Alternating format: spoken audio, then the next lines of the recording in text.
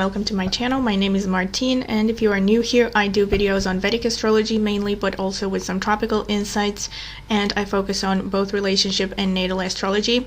And if you like this video and you would like to see more content from me, please like, subscribe, hit the notifications bell to see when I will post a new video. And also, if you're interested in a personal consultation, I do consultations on a wide variety of topics. Please check out the video description. I will leave my contact information there. Thank you, and also thank you once again to everyone who has subscribed, and please watch as many ads as you can if you want to support my channel for free. Yeah, thank you so much for supporting my channel by watching the videos. And also please make sure to comment in the comment section, of course, with any feedback that you want to give or any questions.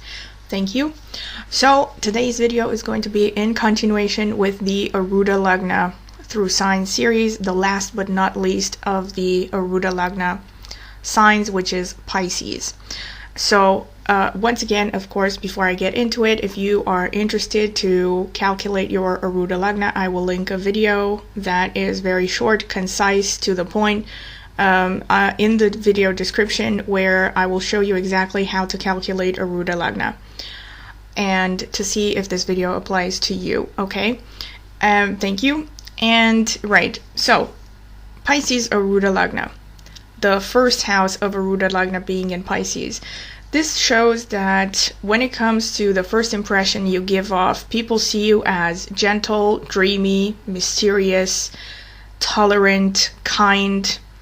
You come across as also quite imaginative and artistic, and also someone who is very faith-based. Whether, of course, this is true or not, because like I mentioned, Arudha Lagna is about mainly how others perceive you, not so much about your true nature. But of course, it also influences your personality, as I have described in the more in-depth videos that you will find in the description. But basically, this is about impressions. So yes, you are seen as very faith-based. You're also seen as quite broad-minded, adventurous, and also quite interested in things like higher learning, philosophy. So quite open-minded and quite tolerant and expansive. Okay, but also at the same time, you're kind of mysterious and come across as quite introverted at first.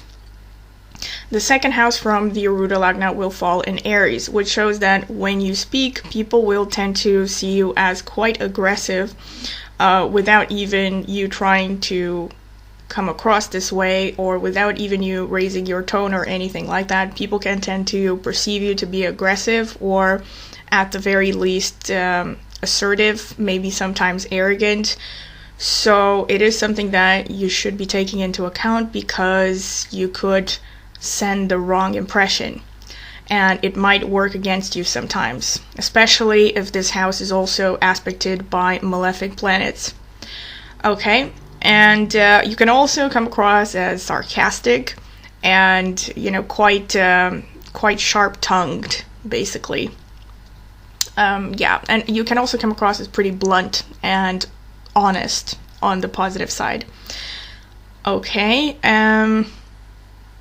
the third house from the Arudha Lagna shows that when it comes to your basic nature, your way of going about getting what you want, achieving your goals, you come across as a person who is actually quite gentle, focused on diplomacy. You're also seen as a person who is unlikely to make waves. So you're gonna be seen as someone who is more interested in the indirect methods of achieving whatever it is that you want. So you could be seen as someone who, relies on charms a lot, maybe relies on your looks. Definitely all the Venusian strategies out there. So, the kind of person who believes they can catch more flies with honey than vinegar, that kind of thing. So, and since this is a good place to mention this, since both the first and the third from the Arudha Lagna are ruled by natural benefics, which are Jupiter and Venus in this case, basically people's first impression of you is quite favorable. So people will tend to really give you the benefit of the doubt. They will tend to see you in a predominantly positive way. They will tend to see you as rather benign and, innocent and well-intended.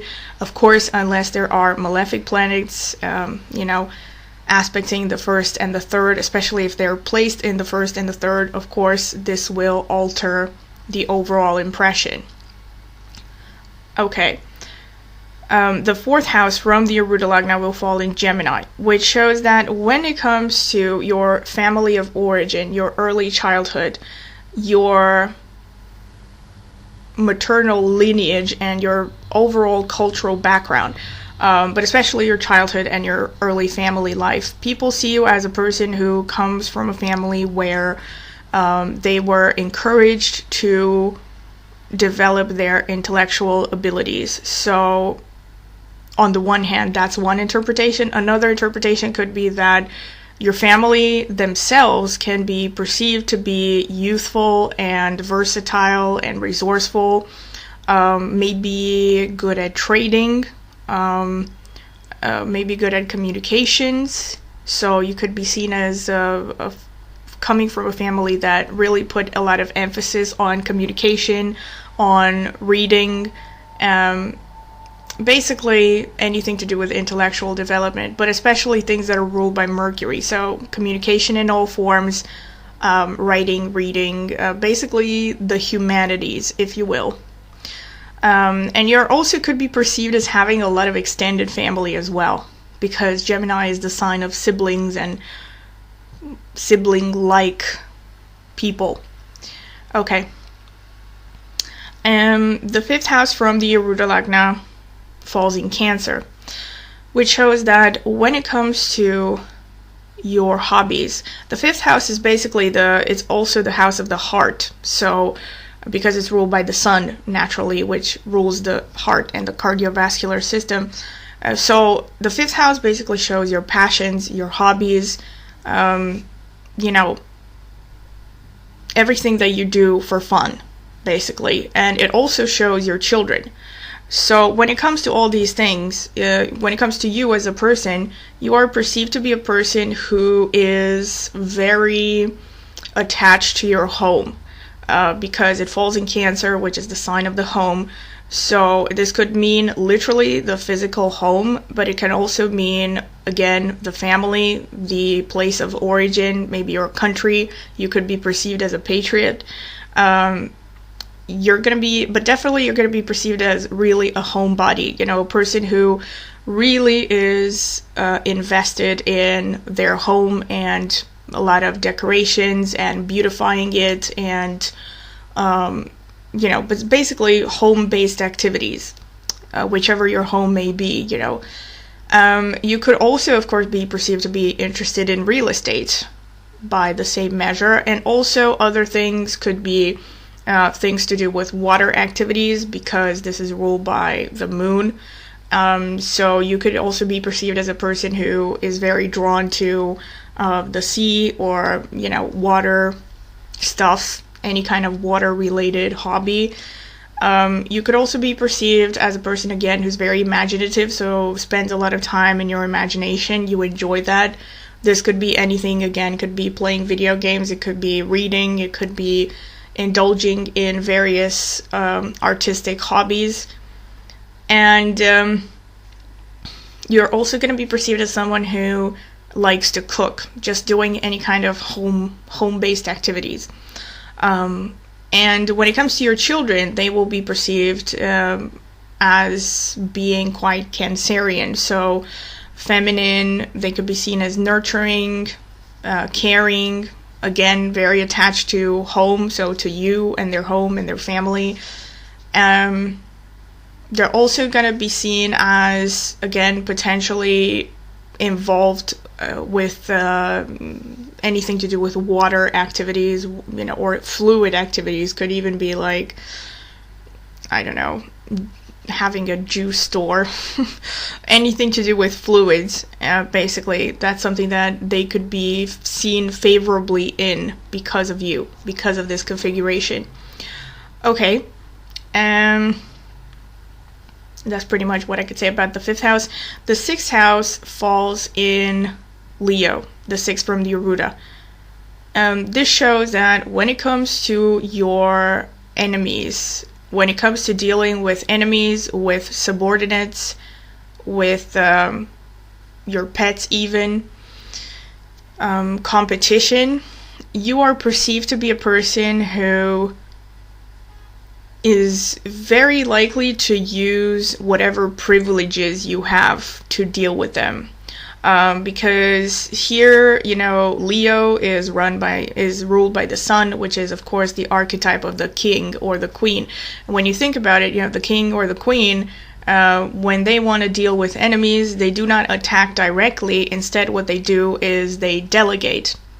So the king is going to send the subjects to fight for him.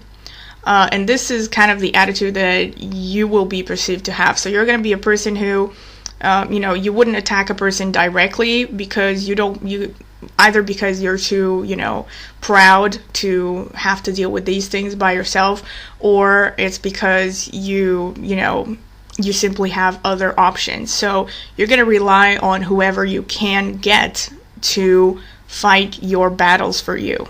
So this could be like pulling strings, relying on connections, relying on any privilege you might have to deal with, unpleasant people and competition. So yeah, basically whatever you have as part of your inheritance, your position, etc., etc. Basically privileges, as they would be called. When it comes to the 7th house from the Arudha Lagna, it's in Virgo.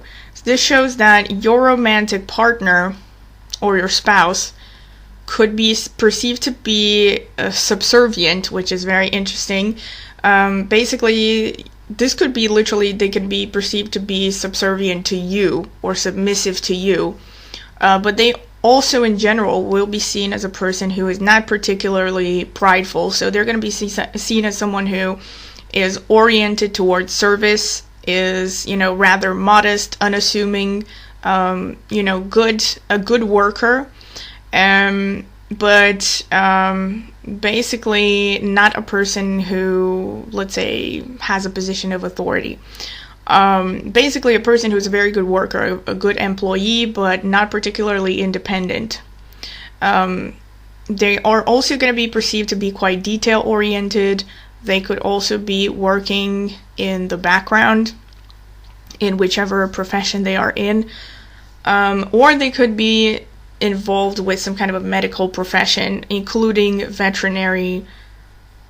veterinary profession, or anything to do with animal shelters or animal related activities, basically. Or at the very least, they're going to be seen as someone who really likes animals. And this also shows your open enemies, quote unquote. So your open enemies are people who are going to confront you directly in this life. They're going to come from the same class of people.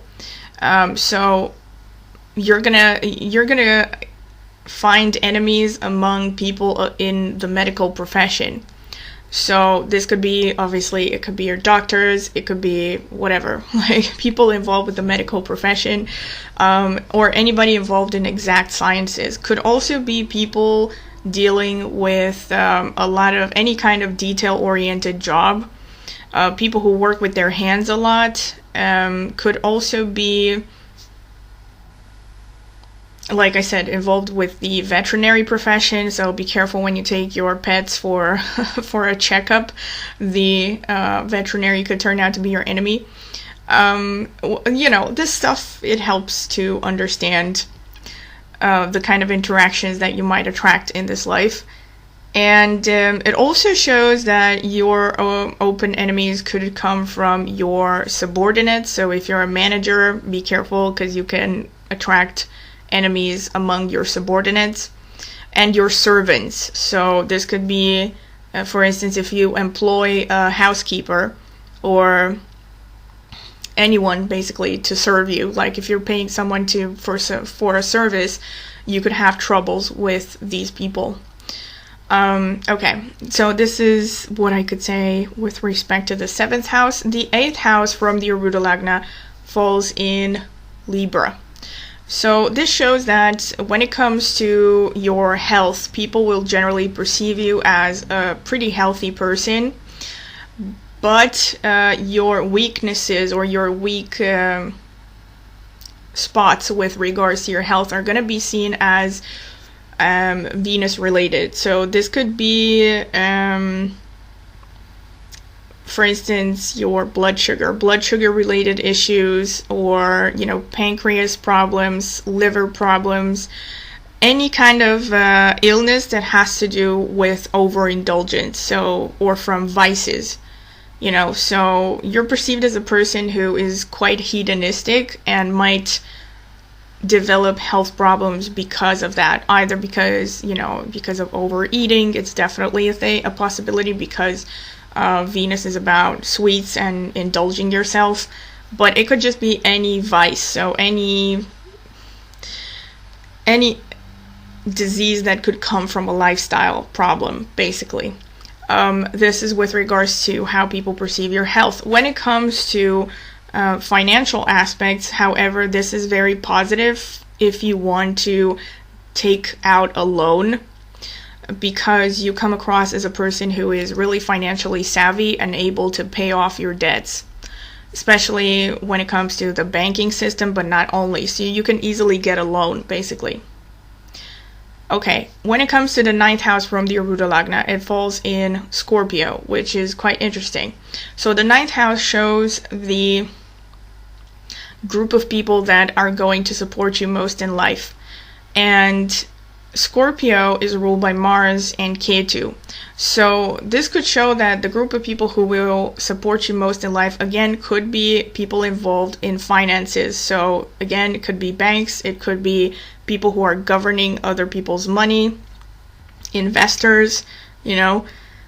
So this could definitely benefit you if you want to get into business, because you will get support from, you know, people who have money, basically people in positions of power.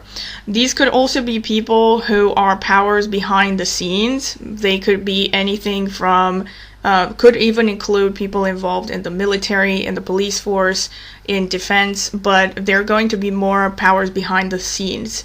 And definitely detectives, like people who are in any kind of investigative work, psychologists, people involved with psychology, and also people who are interested in the occult, in spirituality, including astrologers, tarot readers, etc., etc. And this could also, let me think, and also people who are involved in exploiting natural resources that come from the earth. So this could be minerals, oil, etc. And so these are the class of people that will support you in life. And of course, also because it is ruled by Ketu, any kind of spiritual person, any person who's on a spiritual path, and because it's ruled by Mars, this could be men. So young men, male peers, this could be brothers if you have brothers, if not, just male peers. Yeah, and people involved in engineering. Okay. Okay, 10th house from the Arudha Lagna falls in Sagittarius, which shows that when it comes to your career, your social responsibility, your social status, your contribution to the world, you're going to be seen as a person who could easily do well in a teaching related profession. You could be seen as a kind of a mentor. You know, you could be a great like mentor, any kind of guide, any kind of profession where you're basically trying to enlighten the less enlightened would be something where you would naturally be welcomed in these circles, because you seem to really fit the part. So, and you can also do well in any kind of career where you are kind of a religious leader, or again, a person who inspires others, basically. And you're also tend to come across as someone who is philosophical and benevolent. So this is good, because generally you will be seen as having a positive influence on society. And you could also do well in any kind of travel related professions. So this could be anything, like you could be a good guide, or I don't know, working for a travel agency, etc., so on and so forth. Anything travel related. It could also be, you could definitely, so like I mentioned, teaching, especially like at university level. So you could be like high level teacher or professor. And including, of course, when I said mentor, you can also be something like a public speaker of any kind. And you can also be involved in publishing and writing, of course, and any kind of legal profession. So obviously when I say you can be, these are professions where people will naturally welcome you in, because you seem to really fit the part, like I said. So you tend to come across as convincing in these activities. And it doesn't mean, of course, that, you know, you have to look at the whole chart and different divisional charts to see what your actual best professional path is going to be. Okay. Okay, the 11th house from Arudha Lagna is going to fall in Capricorn. Now, when it comes to this shows that when it comes to your friends, your acquaintances, basically your entourage, your older siblings, if you have any, they're going to be perceived as quite authoritative, responsible, mature, generally having good social status, could also be seen as ambitious or social climbers. They could also be seen as somehow related to government. You might easily find friends that are somehow working in government stuff, or basically doing the state's bidding, taxation, whatever it is. Also the legal profession again, so they could be involved in the legal profession. This placement also shows that you would do best if you have a stable source of income. So this speaks against making a lot of money out of speculation. Of course, you also have to look at the rest of the chart. But when it comes to this placement, you're generally going to do better in a job or a line of work where you have regular income, so there are no major fluctuations in your income from one month to another. So things like sales or project-based work are not going to be your best source of income. Okay, the 12th house from the Arudha Lagna falls in Aquarius.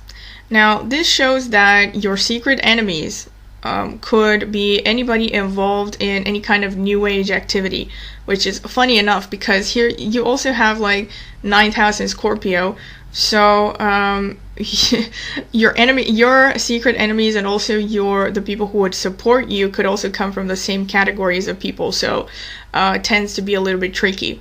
But you also have to look at both of the descriptions of the Scorpio and Aquarius, and look for which are the common denominators and which are, distinct for each of these signs, to kind of tell apart which category of people is more likely to produce your enemies or your supporters. Okay, but 12th house in Aquarius definitely shows that you could find secret enemies among any people involved in new age activities, like astrologers, again, could be tarot readers. They could be also people involved in technology, in the media, in IT. So scientists, programmers, everything to do with technology, especially state-of-the-art technology. So yeah, don't get a Tesla because it may break down on you. I'm just kidding. I don't know. Of course, you can get a Tesla if you want. Okay, but basically, yeah, state-of-the-art, people involved in state-of-the-art technology, of course, also including anybody involved in high-level physics or astronomy or space travel, NASA, etc. Basically, high-level science. Okay, these could be your secret enemies. It also shows that you're going to be perceived to be a person who may suffer losses or acquire debt on account of technology.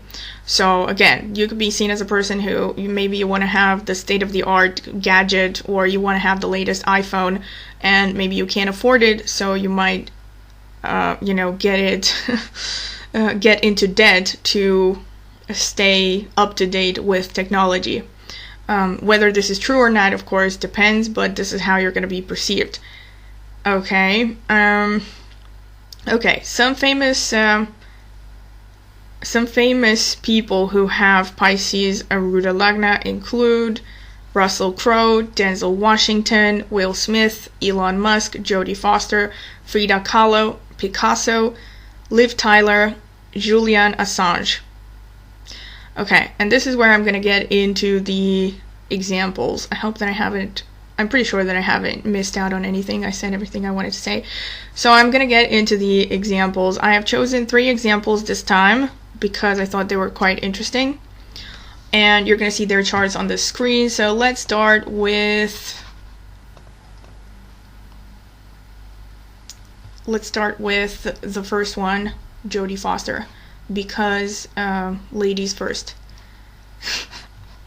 Okay, so Jodie Foster has Ascendant in Scorpio, and she's also interesting with respect to the calculation of Arudha Lagna because her Ascendant being in Scorpio, if you have seen the video that I made about how to calculate it, it means that she has 2 chart rulers, 2 Lagna rulers, namely Mars and Ketu. So technically, she would have 2 Arudha Lagnas. However, in her case, funny enough, both of her Arudha Lagnas fall in Pisces. So Mars falls in the 9th house, and if you calculate 9 places from Mars, you get to Pisces. Ketu falls in the 3rd house. If you calculate 3 places from Ketu, you fall into Pisces. So whichever way you look at it, her Ascendant, her Arudha Lagna is in Pisces. Okay, so I've colored it there on the screen with the indigo color, like it's basically somewhere between blue and purple. That's the Arudha Lagna, and all the numbers there with the same color are the houses from the Arudha Lagna. And now, once again, I remind you that this is the Indian style, it's North Indian style drawing of a chart. So the signs are shown towards the inner corners of the squares there. So the Ascendant is represented by number 8, which stands for Scorpio, 9 is Sagittarius, 10 is Capricorn, so on and so forth. So those are the signs, okay? And yeah, and the first house there in the upper middle is the Ascendant, always. Okay. So what we see is that she has no planets in the Arudha Lagna. The ruler, however, of the 3rd from the Arudha Lagna is Mercury conjunct Sun in Scorpio. Actually, no. I think I made a mistake. The ruler of the 3rd house from the Arudha Lagna is actually Venus. Right. So she does come across as diplomatic. Both the 1st and the 3rd from the Arudha Lagna are empty. But Venus falls in Scorpio. So she does have maybe that little tendency to be seen as quite secretive and quite intense, because the ruler of the 3rd falls in Scorpio. And another thing is the 9th from the Arudha Lagna is containing the planets of Sun and Mercury. The 9th from the Arudha Lagna, like I mentioned, shows the class of people that are going to support you.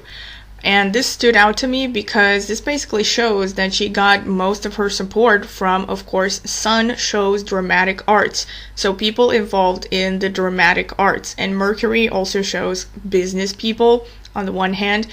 It also shows younger people, and it shows peers, siblings, and it also shows that she just got a lot of support in life from people who were involved in communication and dramatic communication, basically artistic communication, which I think is true. It's a great placement for someone involved in the acting profession, definitely. Another thing that I noticed is, let me see, yeah,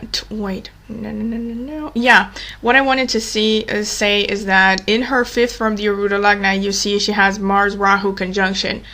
So like I said, the 5th house from the Arudha Lagna shows the way that people perceive your passions. So how passionate are you? What are you passionate about? Having Mars conjunct Rahu there shows that she definitely comes across as a very passionate person. You know, very intense, very obsessive, almost potentially obsessive. So you know, and her, so basically she comes across as a person who just gives it all, you know, gives everything into her passions and her, you know, interests. And I think this really matches her, and especially the characters that she has played. She always kind of played these really involved, intense kind of characters. And yeah, that's something that I wanted to say. And of course, with Mars there, it also shows that she's perceived as a person who, you know, takes on challenges for fun. Like, she needs challenges and outlets and fighting and, you know, athleticism and all this stuff, physical challenges. Okay. And, she's also perceived as someone who enjoys military activities or, you know, fighting, anything to do with fighting, basically. So, I mean, I think it really explains why she was so convincing in her part from Silence of the Lambs, definitely, and a lot of parts that I've seen her in. Okay, these are the things that I wanted to see that are relevant about her when it comes to her image in the world and her placements. The second example is Elon Musk. You're going to see his chart on the screen. He has ascended in Gemini. Mercury is in the 1st house. Again.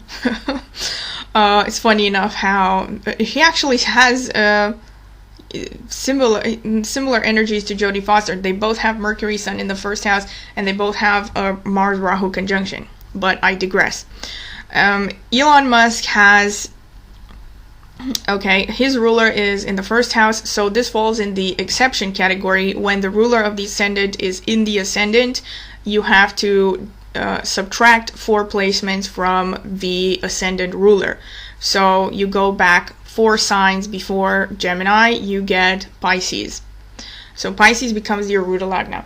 And again, you see there, of course, in continuation, all of the different houses from the Arudha Lagna. So what I noticed about his chart is the 3rd from the Arudha Lagna is occupied by Saturn and Venus. So he comes across as a person who is both tough but also diplomatic, like also quite pleasant, if this makes sense. I think this is pretty accurate about his personality, because I've heard mixed rumors about him as a manager. Some people said he was horrible. Other people said that he is the best manager ever.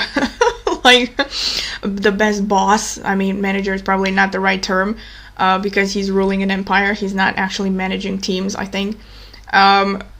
But yeah, so I think it's accurate because he has both a benefic and a malefic in the 3rd from the Arudha Lagna. So on the one hand, he can definitely also come across as very diplomatic, very fair, very pleasant. But on the other hand, he can definitely also impose himself and come across as very threatening when he needs to be, which is probably necessary for someone who has the level of authority that he has, the level of power that he has. You know, if he wouldn't come across as a little bit tough, people would probably walk all over him. So that's something that I noticed. Another thing that I noticed is the 5th house from the Arudha Lagna is occupied by Ketu. So again, the 5th house is the house that shows how people perceive your passions, your interests, your hobbies, etc. Ketu being there definitely shows that this person is perceived to be very introverted.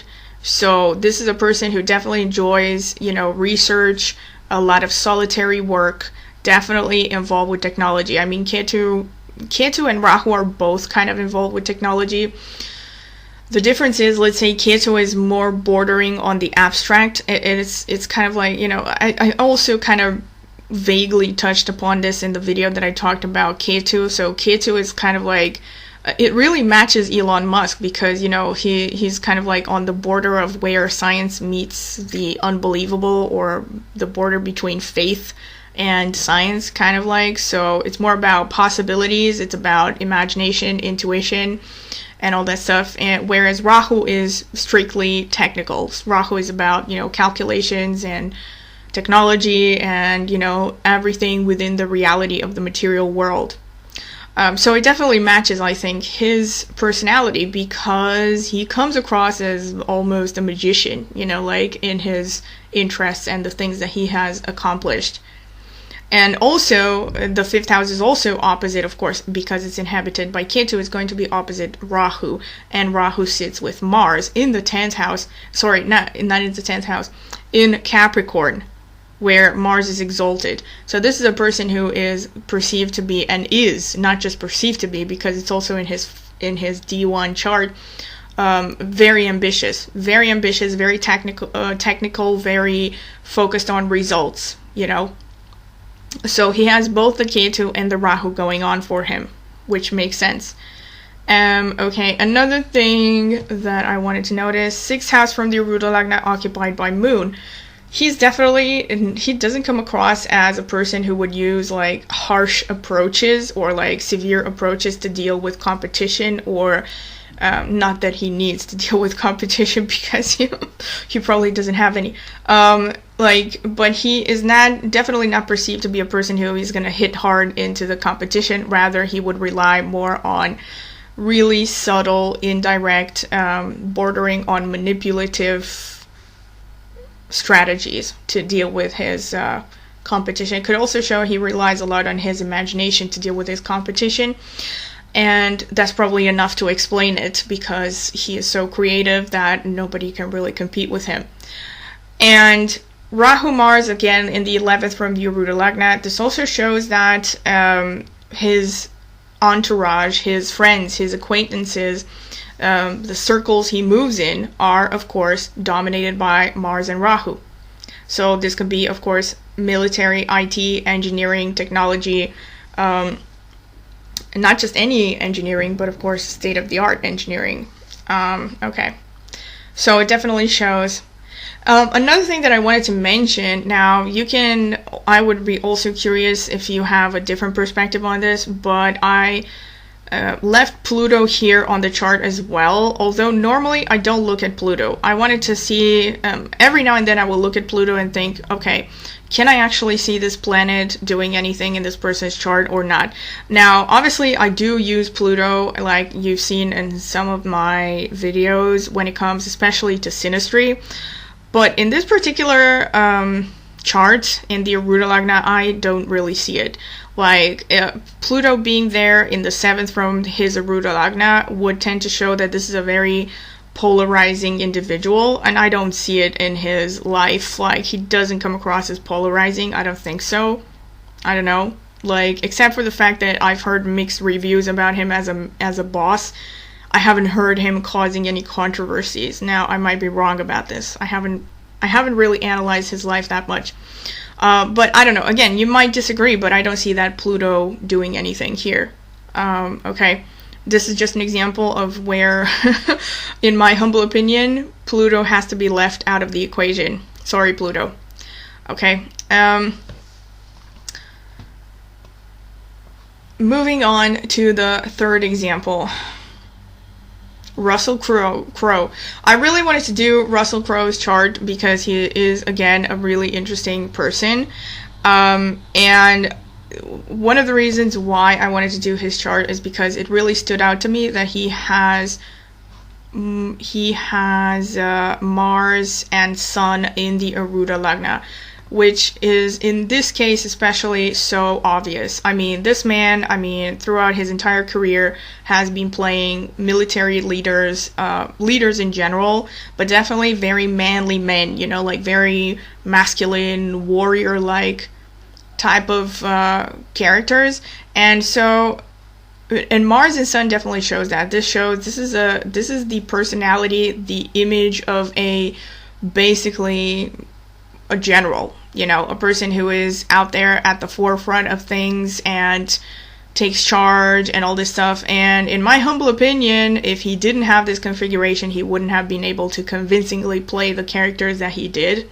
And I'm also going to make a separate video about this at some point in the future, talking about the different placements that, for instance, will show you would do well in a military profession or in a police force, defense, and various other professions. But one of the things that you definitely want to look for, when it comes to the military is you want to have Mars in the first or the second or the third, from the Arudha Lagna. Because if you don't have at least Mars or Saturn, but especially Mars, I would say, if you don't have malefics basically in the first or the third, it's very unlikely you're going to do well in a military position, because you have to come across as a person who's really threatening. It's like you could be a really threatening and tough person, but if you come across as a delicate butterfly on the outside, you're not going to really move through the ranks in the military, because people are not going to believe that you can actually do what you say you can do, if that makes sense. So, and I've noticed this time and again, that some of the actors that convincingly play military leaders and detectives and, people who are like dealing with a lot of challenges and successfully taking on, enemies and all this stuff, they tend to have Mars either in the first or the third from the Arudha Lagna. More rarely, they might have Mars in the seventh from the Arudha Lagna, but especially in the first or the third. So this is definitely something that stood out to me when I first saw his Arudha Lagna. I probably should have started with saying how I calculated it, but again, it's pretty simple. He has ascendant in Capricorn, as you see there, shown by the number 10 in the upper middle square there. So he has ascendant in Capricorn, and Saturn is in the second house. So you calculate 2 placements from Saturn, you get to Pisces, where you see Sun, Mars, 12. 12 stands for Pisces. Okay, so another thing that also stood out is the fact that he has Venus in the third from the Arudha Lagna. So he also has a lot of masculine energy, but he also has Venus, which shows that he comes across as a person he can also come across as a person who's quite diplomatic as well. So all of these things, and also he has Mercury, Jupiter in the second from the Arudha Lagna, which shows that his speech, his speaking abilities only adds to his social image, and this is definitely true, and it's definitely a helpful placement for an actor.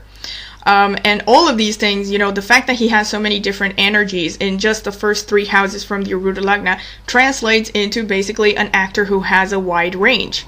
Because if he only had, for instance, if he had only malefics in the first 3 houses, maybe he would have been a convincing military person and nothing else, or much less, not much else basically. But having all of these different energies, he was able to play a bunch of different characters very convincingly, or characters that kind of mix all of these different archetypes together. I don't know how many of you have seen the movie in the 90s, The Quick and the Dead, where he played priest, or a shooter turned priest and then turned shooter again. It was really some people thought that movie wasn't particularly good, but I thought it was really entertaining. Sharon Stone and Leonardo DiCaprio also played in it, so you might want to watch it for fun. I would recommend it. But that's an example, again, he was convincing there because he has Jupiter in the second house, right? Jupiter is a religious energy, or a spiritual energy. But he also has Mars, so that's where he was the shooter, and yeah, the Venus probably, helped him in convincingly wooing Sharon Stone in the movie. But just, a parenthesis. And another thing that I noticed, Rahu in the fourth from the Arudha shows that he is perceived as someone who comes from a unusual background, or an unusual early childhood. So that's something, and also foreign. That's really funny because he made it in Hollywood and he was born in New Zealand. And I think it's kind of it was part of his persona, as far as I heard from, press and all this stuff, that he was kind of perceived as kind of the weird guy who would show up to do movies, and then in his free time he was on a farm in I think New Zealand or something, or in Australia, I'm not sure, but he was definitely, when it comes to him as an actor, there was this image of him being a foreigner.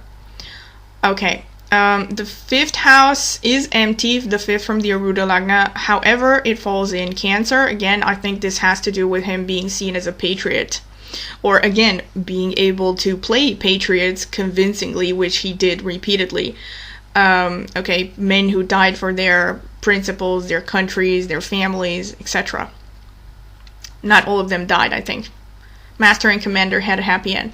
Okay, let's see, what else do we have? Oh, and he also played Noah. Now it hit me about Mercury and Jupiter in the second house. Okay, but anyway, I digress. There are definitely a lot of examples of how he convincingly played different characters, and they are all kind of shown in his Arudha Lagna and the way he comes across to others.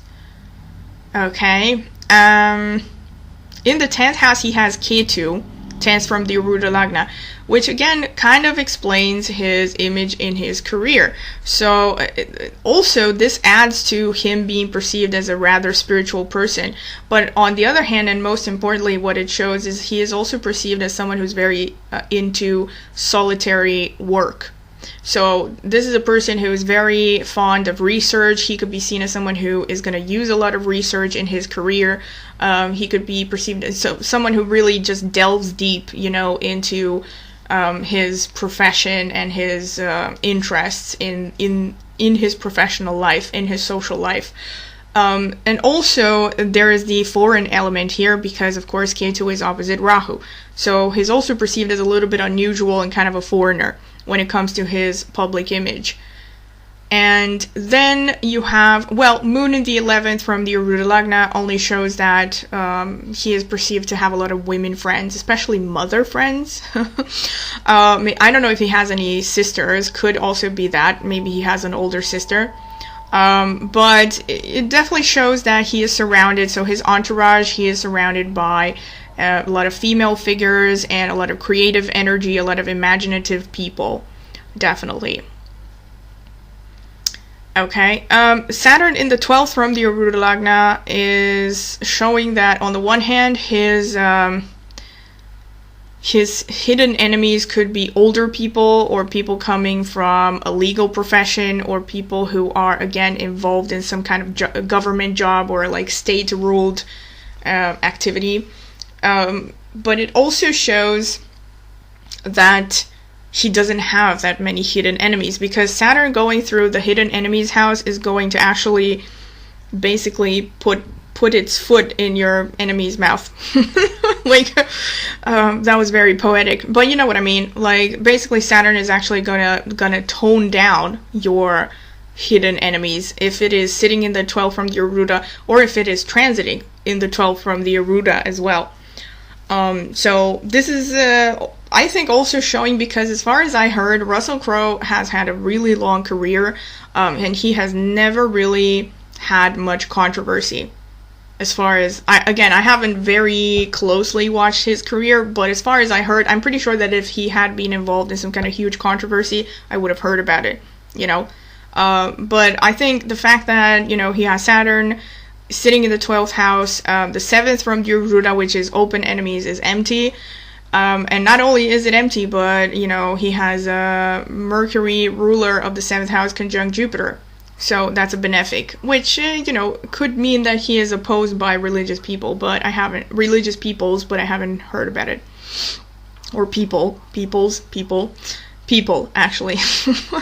Okay. But basically, he has a lot of benefics. He has a lot of benefics apart from Mars there in the first house, which, Mars in the first house is not automatically a bad thing, because like I mentioned, in certain professions, in certain cases, it's a positive thing. You want to come across as threatening and butch, especially if you want to portray a military person, or if you are a military person, okay, or someone involved in defense and weaponry and stuff like that. Okay, so this has been pretty much it. This has been my analysis. Once again, please comment in the comment section. Please let me know if you liked it, what you didn't like, what you disagree with, what you agree with. I would be very interested to hear your thoughts. And also, please watch the ads if you want to support me for free. And once again, like, subscribe, hit the notifications bell, and if you're interested in a personal consultation, I do consultations on a wide variety of topics. Please check out the video description. I will leave my contact information there. Thank you.